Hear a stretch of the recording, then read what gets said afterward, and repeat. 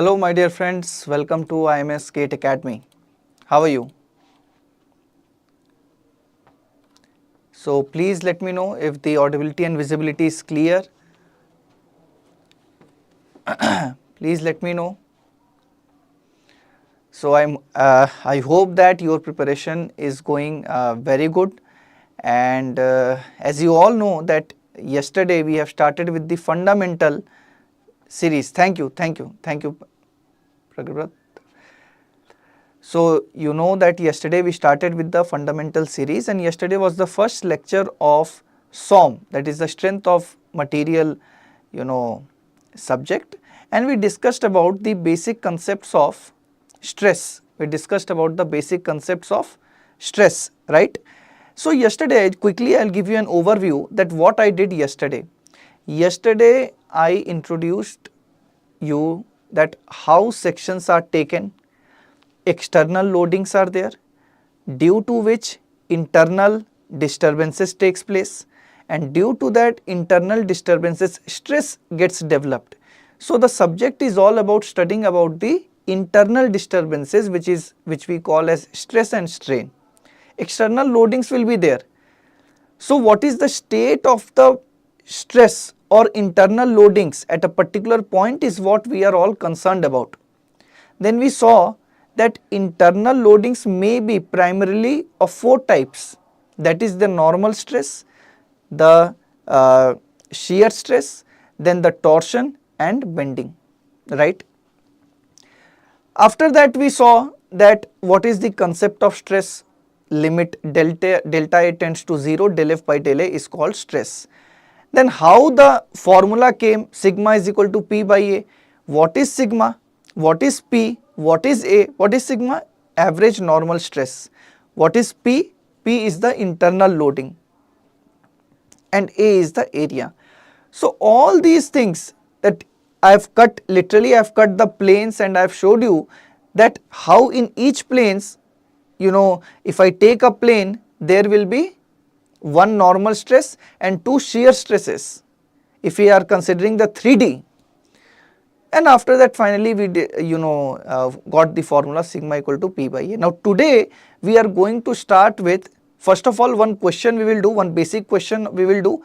So whatever questions I will be taking over here, it will be primarily, the motive is to improve the fundamentals, right? Such questions only I will take. So it will be not a rigorous question series, but okay, one or two I will take, and after that we will discuss the concepts of shear stress. What is shear stress? And then we will also discuss the concept of strain, and with the help of few problems also we will try to understand that what is a normal strain, what is shear strain, all those things we will try to discuss, right? So my dear friends, without wasting any time, so before I move, I'll take your 1 minute. So these are the program features that we offer you at the IMS Academy. 800 plus hours of live classes, my dear friends. Theory book, exercise book, and 4,000 plus questions will be there. 34 plus years of PYQ will be there, and let me tell you, you will be getting two booklets. In one there will be core subject, and on the other there will be all the branches engineering mathematics plus aptitude questions. 12 personalized one-to-one mentorship sessions will be there, where you can interact with your faculty and you can get to ask any doubt if you are having. And then finally we will be having online tests with video solutions and many more. And if you have any doubt, you can contact this number, right? So now my dear friends, we will start our today's session with a problem. So what is the problem? Please read. The problem says that, so figure you can see, I hope very clearly, determine the resultant internal loading acting on the cross section at C. So the question says what? The question says that this is the, this is the fixed support that you can see. This is the fixed support that you can see, and at this point, I hope you can see this point, He is asking about the internal loading. Why internal loading? Because as I said that in strength of materials we basically deal with the internal disturbances rather than the external. Externally will be given. Okay. So the first thing that you are going to do is you are going to cut the section. You are going to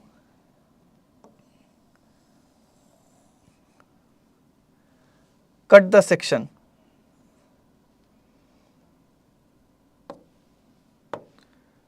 So if you can see that I have tried to dissect it. So at this section you are going to cut. So either you can analyze the CB section or you can analyze the AC section. But you will see one thing, you will see one thing, that if I analyze the AC section, I have to find the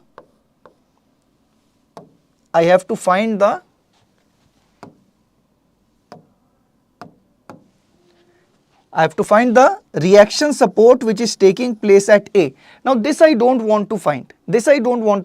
So what I will do, for simplicity I am going to analyze the CB section. Okay. So once I cut the CB section, you will be getting a figure something like this. Remember, the question is that what are the internal loadings which is there present at C? This is the question. What are the internal loadings that are present at C? This is the question, please. So at C I need to determine that what is this W. What is this W? W is the distributed load.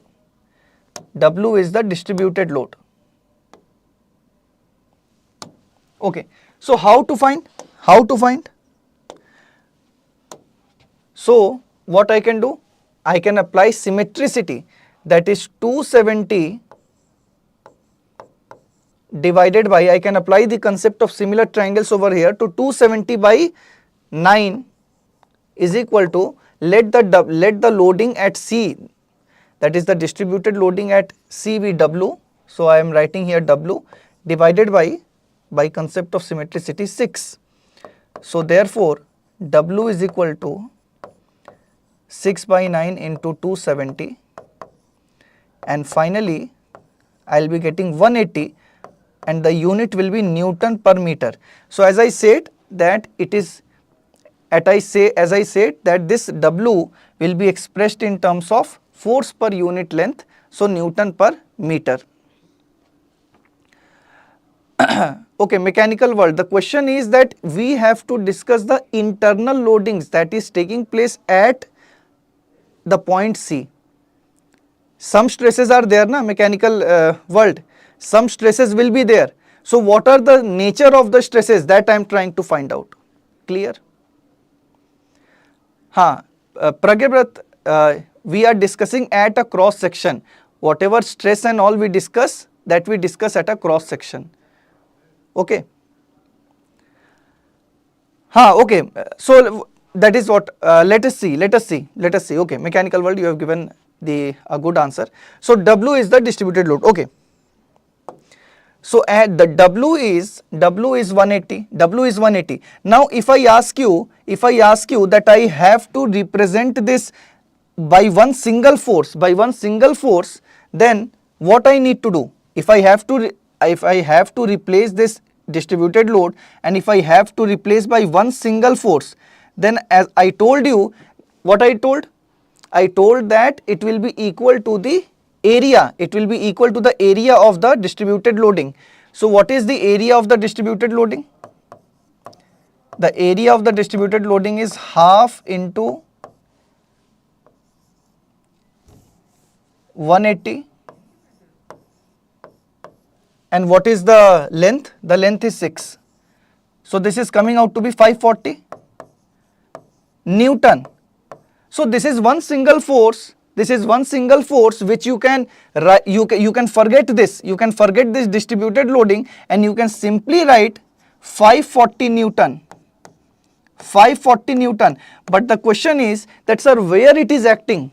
The question is where it is acting. So it is acting at the centroid of the geometric area. So this is the triangle. So the centroid will be lying somewhere around here. And this is nothing but what? This distance is nothing but what? L by 3, L by 3, L by 3. So 6 ये है, this is 6. So 1 by 3 of 6 is 2. So at 2 meter, this resultant loading is acting. Is it clear? Is it clear? So if I try to just show over here,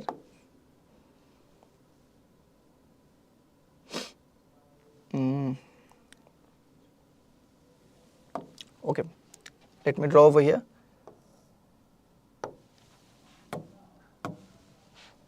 So if I try to show over here,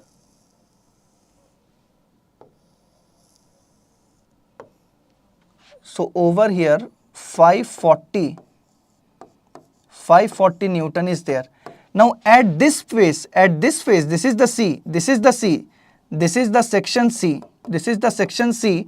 So I am assuming that there will be one shear force which is acting in the plane of the area, and there is one normal force which is acting perpendicular to the area. And I am also assuming that there will be some moment. And since this is a case of coplanarity, so torsion will not come into picture. Now if I apply the equations of equilibrium, so summation f of x equal to 0. So no force there in the x direction, only one force is there, that is n. So if the system have to be in equilibrium, so n will be 0. Now if I use summation f of y is equal to 0, so you can very easily see that only two forces are there. One is, let's say this is the shear force S, and this is 540. So shear force minus 540 is equal to 0. So what is the value of the shear force? It is equal to 540. So at C, the value of the shear force will be 540. But don't forget, moment is also there. Moment can also be there. Now what will be the net moment at C?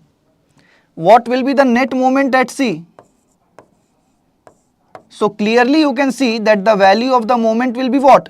If I take moment M, if you take summation M at C point as 0, if you take summation M of C is equal to 0, so one moment I am showing minus 540 into 2 is equal to 0. Is it clear? Moment is what? At C, then at any point the summation of moment will be 0. So I have applied a moment M. So M minus, now it is applying in the clockwise direction. So 540 into 2 equal to 0. So M is what? M is 1080. But this is what? Newton meter.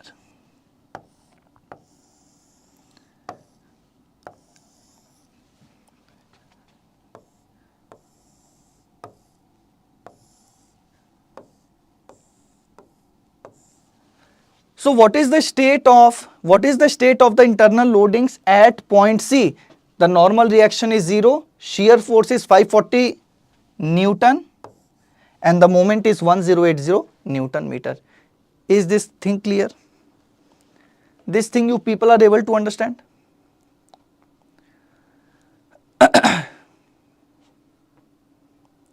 This thing you people are able to understand? The question was, what was the question? The question was that external loadings you can very easily see at a particular section C, what is the state of the internal loadings. Yesterday we discussed that internal loadings can be of 4 types: normal stress, shear stress, bending, torsion. Torsion will not come into picture. Why? Because this is a case of coplanarity. Coplanar forces are there. So that is gone. 3 are left: shear, normal and bending. So shear, normal, bending I have showed over here, and all the values we have to find out. And for finding out you have to use the equations of equilibrium. This is what I have done. You will be thinking that, sir, you have taken CB portion, can I analyze by taking AC portion? Definitely you can take by analyzing the AC portion, but some time will be taken to calculate the reaction at A, right? So just to avoid complexity, I have taken a simple section, but if you take AC section also, you will get the same answer. So I hope that this thing is clear, right? So clearly you can see over here, that this is the final diagram that we are seeing, that in this section all whatever I have discussed, it is there. So when I discuss one concept, immediately I will try to take up a problem and clarify the basic concepts. Okay. Now my dear friends, we have to discuss average shear stress. Now in the figure, what he is trying to do, when he is applying the force, these two supports are holding this portion of the bar, is being resisted by B and D such that it is not falling down. But if the force is very high, it will try to shear in the plane. So as of now, you just assume that it is holding in equilibrium. That means it is as it is. That means definitely at these two ends something must have been resisting. So this is what I have shown by V and V. So clearly you can see that this V is acting on the cross section. It is acting in the plane of the figure. If this is area A, so it is acting in the plane of the figure, and this V is nothing but your shear stress. This V is nothing but your shear stress. It is trying to shear off. Okay. So what is your tau? Your tau is what is the force on this face? The force on this face is V divided by, if I assume the cross section area is A, so it is V by A. But the question is, what is tau? Tau is the average shear stress. We say that tau is the average shear stress. Average shear stress. A is the area of the cross section and V is the internal resultant force. V is the internal force or internal resisting force, whatever you want to say. Okay. So this is the concept of this. By the way, the units of stress is Pascal or megapascal. Megapascal generally it is expressed that in Newton per mm square. Pascal unit is Newton per meter square. I hope you know these things. Now my dear friends, the one thing you need to understand is that whenever you study shear stress, you will see, in 4 directions it is shown. It is 4 directions it is shown. Now I will tell you that in how the shear stress comes in 4 direction.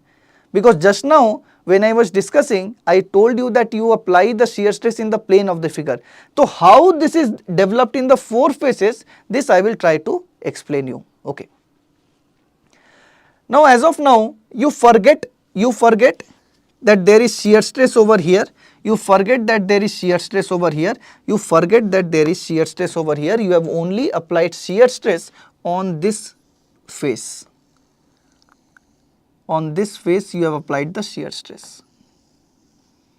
On this face you have applied the shear stress. Now tell me one thing, the system is in equilibrium. We deal with equilibrium system. So it is applying in this force, so definitely something must resist, something must act in the backward direction such that the body doesn't move. So that means some shear stress will be there, some force will be there which is not letting the body translate. So that is why tau of Zy comes into picture. Tau of Zy comes into picture. So forces must be same, but you do not know that, sir, whether these two will be equal or unequal. So although from the common sense you can very easily see that these two will be equal, but still if we have to find out, so simply you can find out tau of zy, just equate the forces, What is the area of the plane? Area of the plane is del x into del y, and that must be equal to forces act shear stress in the opposite direction, that is tau dash zy, and area is again del x into del y. So what we are getting from here? We are getting tau of zy is equal to tau dash of zy. So that means these two are same. My dear friends, before I move forward, let me tell you that what is the meaning of tau zy. What is the meaning of tau zy? Although yesterday I discussed, but still I would like to discuss once again. This letter z, that you are seeing, what is the meaning of it? That this plane is at a distance of let's say z equal to some a unit from the xy plane. Number one. Number two, the direction of this plane is parallel to z axis. If I find out that which axis is perpendicular to this plane, so you will say that sir, z axis is perpendicular or normal to this plane. So that is why it is just a method of representation. So we are representing by this z, that okay, the axis normal to the plane is z, so that is why z, and it is in the y direction. The stress that we are trying to find out, it is in the in the y direction. See the direction of the shear stress, it is in the y direction. This is the y direction, so that is why tau zy. So now you can very easily find out that xy, yx, what all means. Okay. Now my dear friends, see one thing, let me first of all erase it. Now these two are clear. First this face and this face, how the forces are coming, this is clear. Now how the forces are developing over here? Now see, just as of now, just forget the crossed ones, you forget.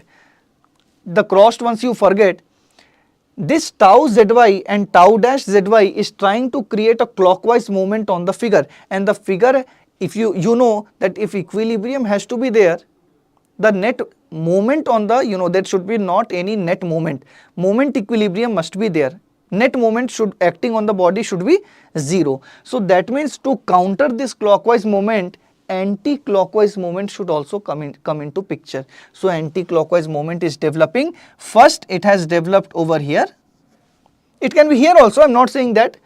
First let's say it is developing over here. So again from for to equilibrium, the forces equilibrium like we did over here, also forces are coming.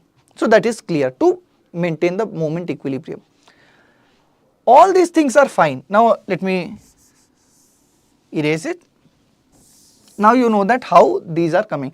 All these things are fine, but I have still one doubt, that what is the relation between this shear stress and this shear stress. I have a doubt that what is the relation between this shear stress. As of now I know that this one and this one are same. This one and this one are same, but I do not know what is the relation between this one and what is the relation between this one. So you know that moment equilibrium must be there. So I am taking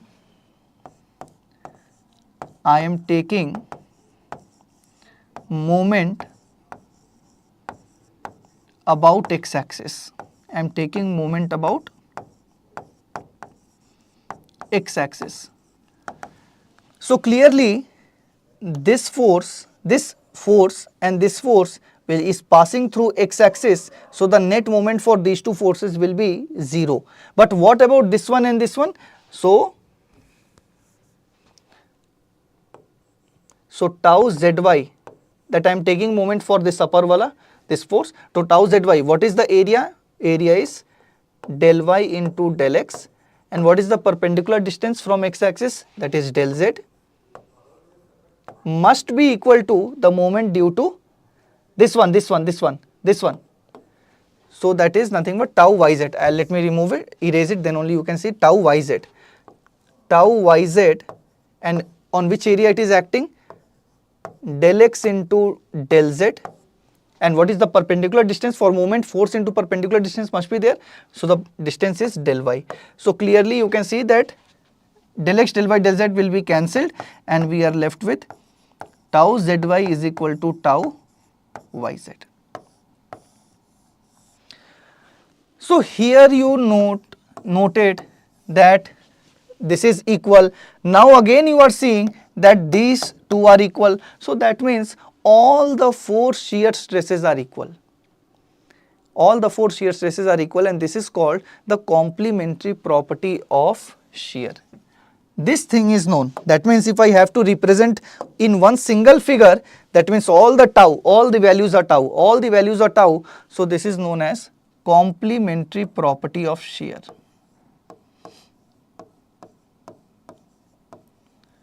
This is known as complementary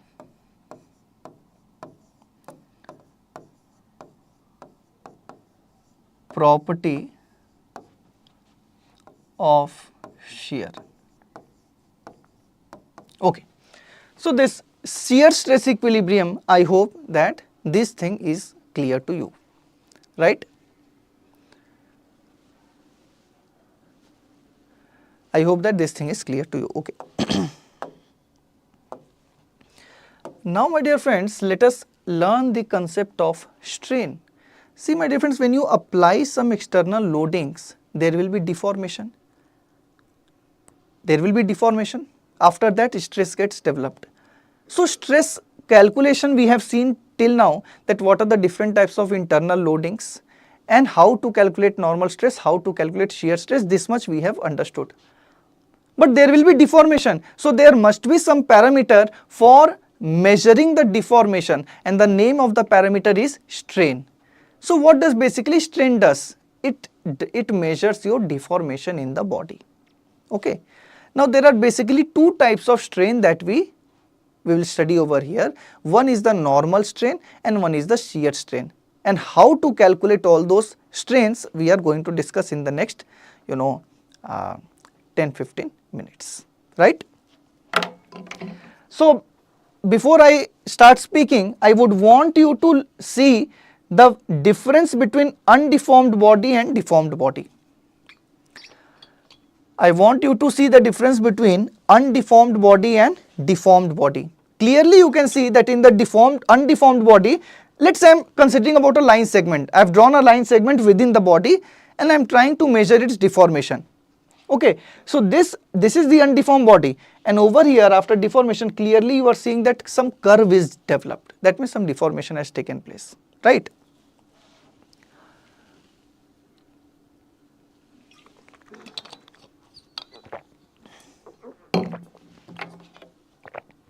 Some deformation has taken place. Now, if somehow I can calculate the length of AB, that is del S, and if I know the calculate of AB, A dash B dash, that is del S dash, then I can calculate the value of the normal strain. Then I can calculate the value of the normal strain. So what is normal strain? Normal strain is, it is represented by epsilon, and it is been measured along n axis. It is not along x axis or y axis. The axis mentioned over here is n.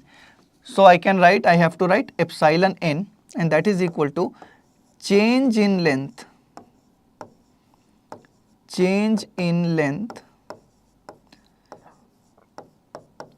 divided by original length. Change in length by original length. So what is the change in length? Final minus initial. Final length minus initial length divided by initial length or original length, whatever you want to say. Initial. So final is what? Del S dash. What is the initial? del S, and what is the initial, that is del S. Now my dear friends, if I ask you what is the unit of this, so basically length by length will be dimensionless, meter by meter it will be dimensionless only, but sometimes it is represented in what way? Sometimes you will see units like, matlab if I have to represent in terms of SI unit, so SI unit of length is what? Meter, and deformations are very small. We are talking about very small deformations, something in terms of micrometer, right? So generally you will see some units like millimeter per meter, or you can see micrometer per meter, or you can also see units like millimeter divided by millimeter. So it is just a way of representation. It is just a way of representation. Okay. It is just a way of representation.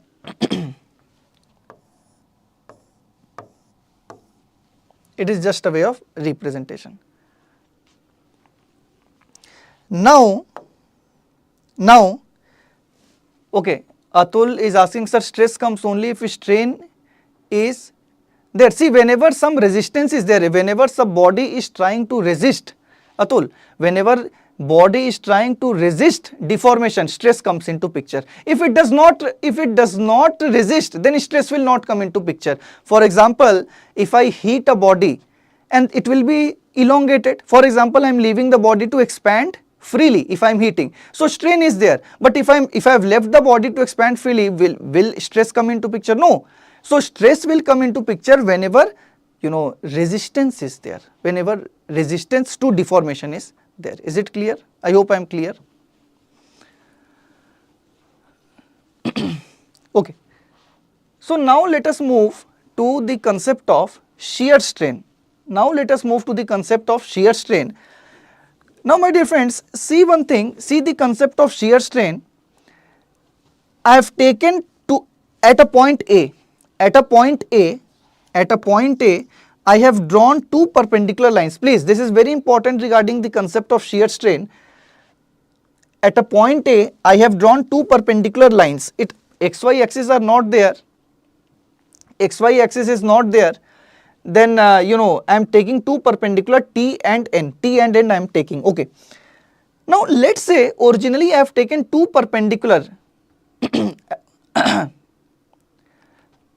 If strain is 0, then stress is also 0. Okay, I'll come to your doubt, Atul, but let us first understand this, the shear strain. So let's say I have taken two perpendicular lines and the angle between the two lines is 90 degree. Okay. Now let's say some deformation has happened, and due to which what happened, now the angle between the two is theta dash. Now the angle between the two is theta dash. That means some angle change must have been there. Let that angle change be gamma xy. Let that angle change be gamma xy. So original angle was what? Pi by 2. Original angle is what? Pi by 2. And now what is the final angle? That is the theta dash. This is the theta dash. So the change is known as shear strain. The change is known as shear strain. The change is known as shear strain. The change is called as shear strain. Now see one thing, if pi by 2 is greater than theta dash, this is the case of positive shear strain. And if the pi by 2 is less than theta dash, this is the case of negative shear strain. Negative shear strain. Okay. So originally I have taken two perpendicular lines, that is pi by 2, and then after deformation the lines changed, that means the shape changed. That means the shape has changed, and now the angle between the two perpendicular lines is theta dash. So shear strain is given by this angle. That originally it was pi by 2 and then it is theta dash. So the change is pi by 2 minus theta dash. Okay. This is the concept of shear strain. So two types of strain we have discussed. That is the now I have only given you the basic concept of shear stress, the normal strain and shear strain. Let's say now I am coming to Cartesian system. Cartesian system means what? X, Y and Z. Now I am coming to Cartesian system. Now I am coming to Cartesian system, that is XYZ, and over here in the body I have taken a rectangular element. For example, you want to calculate the strain at a single point.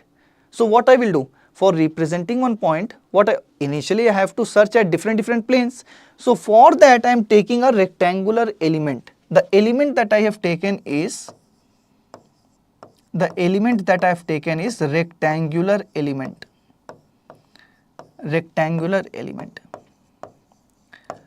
So definitely, the rectangular element I will be taken is del x del y del z with the units length, and on that I am trying to find out that what is the normal stress, what is the normal strain and what is the shear strain. And then for normal strain what I have to do, I have to check the length. How much is the length changing? And for shear strain, I have to see that what is the angle change. This thing only you keep in mind, and then you see this figure. Everything will be clear. This was the original figure, my dear friend. That rectangular element that I have taken is over here, So clearly you can see that del x is the length, del y and del z, and when you have to find the normal strain, if you have to find the normal strain, so clearly for example, del y is the original length.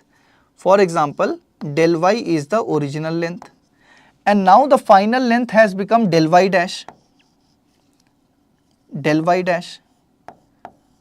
Okay, originally it was del y and then it has become del y dash. So if I ask you what is the strain in the y direction, so what will you tell? That change in length, what is the change in length?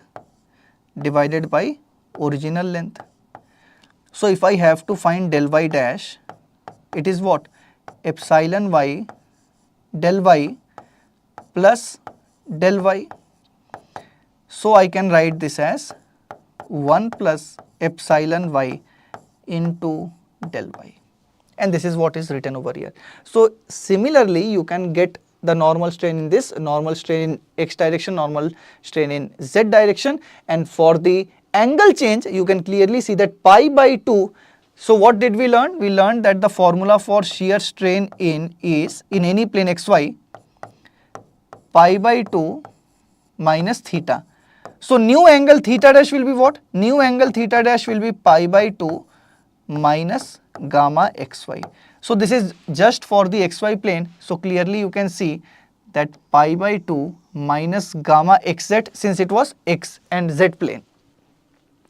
So I hope that this concept of normal strain and shear strain as far as the Cartesian system is concerned, you people are able to get it very neatly. Please check the diagram once. I want you to spend 30 seconds on this diagram. Please get it clear in 30 seconds, then I will move to the next topic.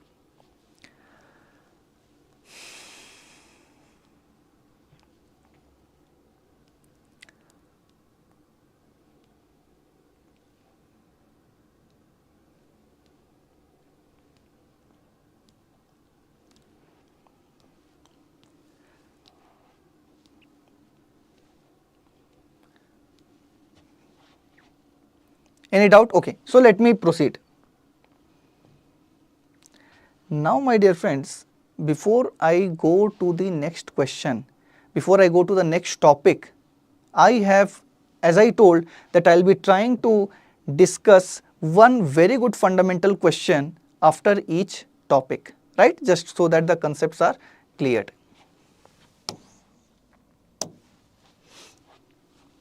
So please read the question. As of now you can ignore this one. Please read the question. Please read the question. What is the question saying? The question says that the slender rod shown in the figure is subjected to an increase in temperature along its axis, which creates a normal strain epsilon z. So I will write here what is given. So the normal strain epsilon z is given as 40 into 10 to the power minus 3, okay, where z is measured in meters. Determine what is the displacement of the end B of the rod due to temperature increase and what is the average normal strain in the rod. Please read the question once, then I will discuss.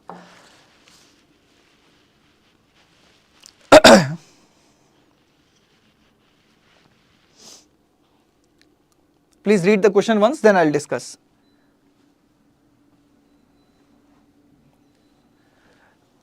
So I hope that you have read the question. Now what the question is saying, I'll explain you what the question is saying. The question says that this is the rod which is there in the vertical direction, hanging in the vertical direction, and then he is asking that there is a normal strain, increase in temperature is there, so deformation will take place, okay, normal strain will be there, and he is asking determine that what is the net displacement, how much is there, that he is trying to ask. So displacement, let's say that after, I'll try to show you, just a minute. So let's say after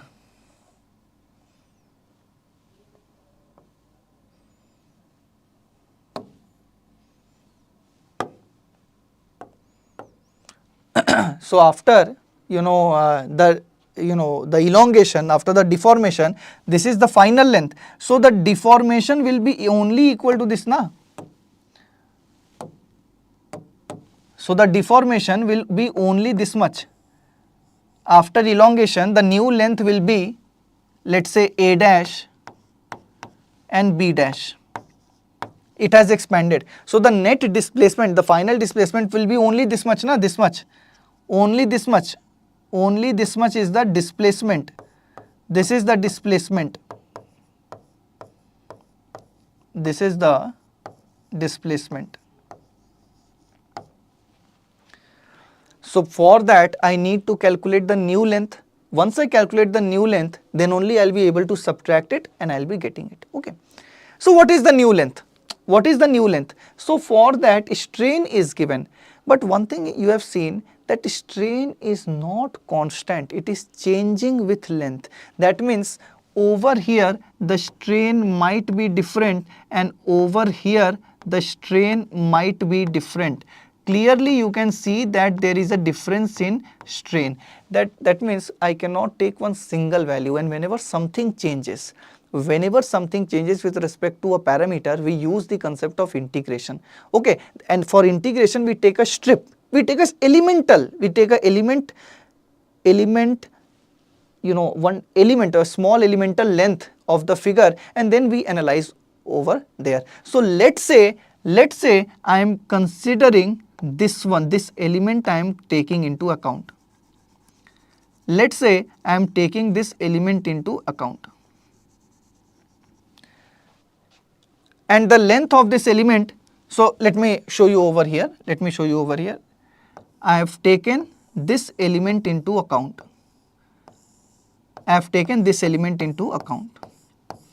And I will analyze everything on this element. So the length of this element is dz.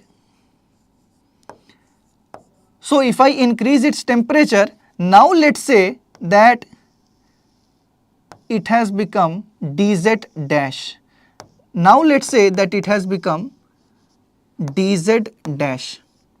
So if I have to find what is dz dash, I can clearly apply this relation, na, 1 plus epsilon, since normal strain is there, elongation is taking place. So 1 plus epsilon z into dz. This I have explained you in the last slide only. Is it clear or not? Dz dash, that is the new length, final length in the element, new final length in the element. Dz dash is equal to 1 plus epsilon z into dz, right? So this is given by 1 by, now epsilon z value he has given 40 10 to the power minus 3 z half, 40 into 10 power minus 3 z half. So this is dz dash. So if I ask you what is the final deformed length, what is the final deformed length? So for example, dz dash, something is at this point, then something is at this point, this point, this point, this point. If you add all the dz dash, ultimately you will get the final deformed length. And continuous addition is nothing but integration. Continuous summation is nothing but integration. So if I have to find the deformed length, if I have to find the deformed length, if I have to find the deformed length, that is the z dash, I can say the nu. So I have to integrate dz dash from 0 to, let's say I am keeping in SI unit, so 0.2 meter I have kept. So 0 to 0.2, and dz dash is what? 1 plus 40 10 to the power minus 3 into z half into dz. Okay, so just I have to integrate. Integration is very easy. Dz ka it will be z, and plus for this term it will be 40 10 to the power minus 3, and z to the power half ka integration will be z to the power 3 by 2 by 3 by 2, that is 2 by 3 into 2 by 3. And don't forget that the limit will be from 0 to 0.2. So finally, if you put all the limits and then if you substitute, I will tell you the answer. The answer will be, I am writing the final answer, the answer will be 0.20239 meter. So this is the final deformed length. This is the final deformed length. Original length is what? Original length is 200 meter or 0.2 meter, 0.2 meter. So what is the displacement? So therefore, displacement, the displacement is given by, the new length minus the original length. So new length is 0.20239 minus 0. Original length is 200. So if you take the difference, you will get it as 0.00239 meter, or I can say it is 2.39 millimeter.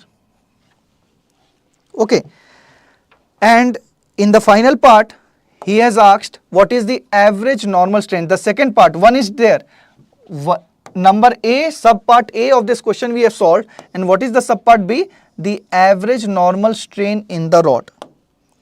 The average normal strain in the rod. So sub part B is average normal strain. Average normal strain is given by the change in length, that is del z, the change in length divided by the original length. So the change is what? 2.39 mm, and what is the original length? That is 200 mm. So you can cancel the unit, you can leave it as it is. I am writing the final answer 0.0119. So if you want to write this like this also, you can write, that is mm per mm. Mm per mm. Right? So I hope that I am able to explain you the the basic concepts of normal strain, the shear strain, and particularly this question where strain was changing at every point. So how we use the concept of integration to get it done, right? So it's already 1 hour, and you know that the classes run for an hour, right? The fundamental series. So I'll be stopping it over here, but tomorrow we will be starting the session with this question, where again one question is there related to strain. How strain is, so that your concept of strain will be clear, that how to calculate normal strain, how to calculate the shear strain. So we will be starting with this question, and then we will discuss St. Venant's principle, which is there, in stress and strain, and then we will discuss further topics. Tomorrow also the classes will be from 4 to 5 only, right? So if I now answer, Atul has asked in the question session that if strain is 0, then stress is also 0. Not necessary, strain is 0, so strain, you can just not let the body to deform, but if the body resists deformation, so stress can develop. So not necessary, stress can develop in the body. Okay, so today what did we discuss? Today we discussed, I'll show you what did we discuss today. Today we started the session with this very beautiful question, that he is asking you to calculate the resultant internal loading. So this, and after that we learned the concept of what is average shear stress and the equilibrium, particularly that how from this figure you see the 4 stresses on the 4 faces. This we particularly learnt, and I hope that now this concept is clear. So tomorrow when you are learning some more circle, and if you suddenly see this figure, you will not be surprised, or stress transformations when we are learning, we will not be surprised by this figure. Then I told you the concept of strain, normal strain, and then shear strain. All these things I discussed. In the Cartesian system also we discussed, then how the formula came, and finally we are concluding with this question. Tomorrow we will start with another good question, and we will discuss further concepts, right?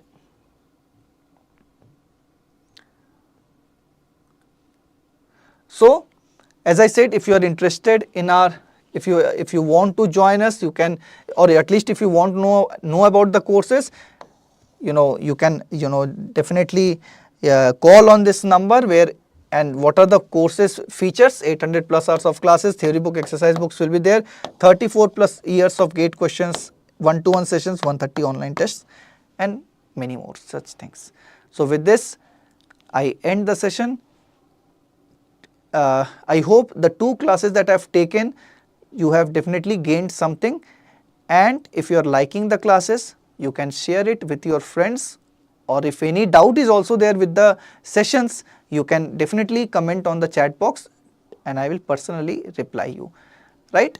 So let's end the session. Let's meet tomorrow 4 to 5, again 1 hour. Till then, take care of your health. God bless. Thank you.